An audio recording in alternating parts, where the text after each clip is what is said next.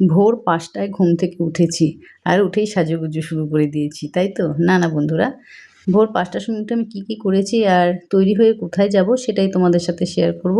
তো এটা ছিল রবিবারের ব্লগটা। তো তোমাদের সাথে আমি একটু শেয়ার করি, কারণ তোমরা আমার প্রত্যেকটা ভিডিওই দেখো এবং অনেক ভালোবাসা দিয়েছো। তো প্রথমে দেখো, আমি এখানে এখন তৈরি হচ্ছি, আর এই যে একটা 3 পিস আমি পরে নেব, সেটা হচ্ছে একদম পিওর কটন। গরমের জন্য আমি এটা পরে নিয়েছি, আর কোথায় যাব সেটাও কিন্তু শেয়ার করব। তো যাই হোক, স্নান করে আমি কিন্তু আগে যা যা করেছি সেটাও তোমাদের সাথে একটু পরেই দেখাচ্ছি।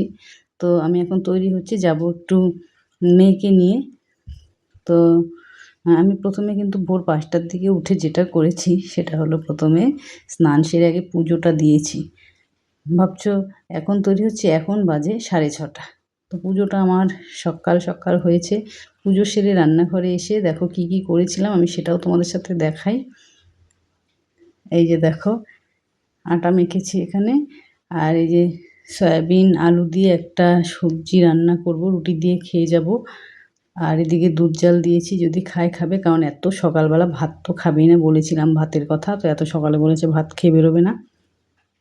তো এই যে আমার এদিকে এসব তৈরি করে তারপর আমি তৈরি হতে গেছি। আমি কিন্তু তৈরি হয়ে আমি নিজে খেতে পারিনি, কারণ বাস চলে এসেছিলো। এই যে দেখো, আমরা বাসে উঠে গেছি, সবাই মিলে যাচ্ছে, স্কুলের সমস্ত স্টুডেন্ট। তো এর আগে তোমাদের একটা ভিডিওতে দেখিয়েছিলাম যে মেয়ের একটা প্রতিযোগিতামূলক অনুষ্ঠানে সেখানে ফার্স্ট হয়েছিল জন্য সিলেক্ট হয়েছে। তো সেখান থেকে আজকে আবার একটা প্রতিযোগিতায় যাচ্ছে, জানি না কি হবে, তবে আমি পুরস্কারটা বড় মনে করি না। আমি মনে করি যে ওরা যে যাবে, ওদের প্রতিযোগিতায় অংশগ্রহণ করে অনেক কিছু জানার থাকে, শেখার থাকে। তো সেই জন্যই আমি ওকে নিয়ে যাচ্ছি, ওদের ম্যামও ছিল সাথে। তো এখানে প্রোগ্রাম পুরোটা হয়তো ভিডিও করা হবে না। তো ব্রেক টাইমে আমি কিন্তু আবার চলে গিয়েছিলাম আমার হাজবেন্ডের সাথে একটু বাইরে খেতে, কারণ ওদের টিফিন কিন্তু ওখান থেকেই দেওয়া হবে। আর আমরা বাড়ি থেকে যা যা নিয়ে গেছি সেগুলো হালকা টিফিন, দুপুরে তো কিছু খেতে হবে। তো আমি আর ওর বাবা এখানে কিছুক্ষণ ছিলাম। তো প্রোগ্রামটা শুরু হয়েছে, যখন শুরু হয়ে মেয়ের গানটা হয়েছে সেগুলো দেখে তারপর আমরা কিন্তু চলে গেছিলাম সেই খাবারের দোকানে। তো বাইরে বেরিয়ে দেখি আশেপাশে কোনো দোকানই নেই।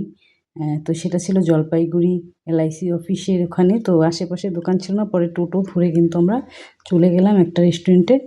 তো ভেবেছিলাম যে হালকা পাতলা মাছের ঝোল ভাত খাবো, কিন্তু কাছাকাছি কিছুই পেলাম না। অবশেষে আমাকে বিরিয়ানি খেতে হলো। বিরিয়ানি আমি যদিও পছন্দ করি, কিন্তু চিকেনটা তো আমার ভালো লাগে না, সেই জন্য আমি এগ দিয়ে নিয়েছিলাম।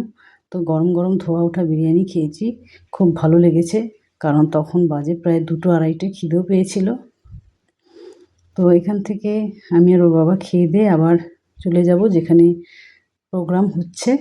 তো সেখানে প্রোগ্রাম শেষ হলে আমরা আবার প্রত্যেকে চলে আসবো বাড়িতে।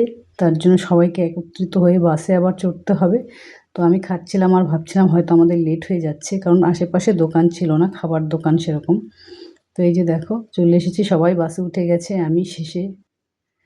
এই যে আমি আর ওর বাবা, মেয়ে উঠেছে আগে। তারপর কিন্তু বাসের থেকে আস্তে আস্তে মাঝখানে একটু ব্রেক হয়েছে, চা বাগান ছিল, সেখানে একটু দাঁড়িয়ে সবাই সেলফি তুলছিল আর একটু রিফ্রেশের জন্য। তো এই ছিল ভিডিওটা, কেমন লাগলো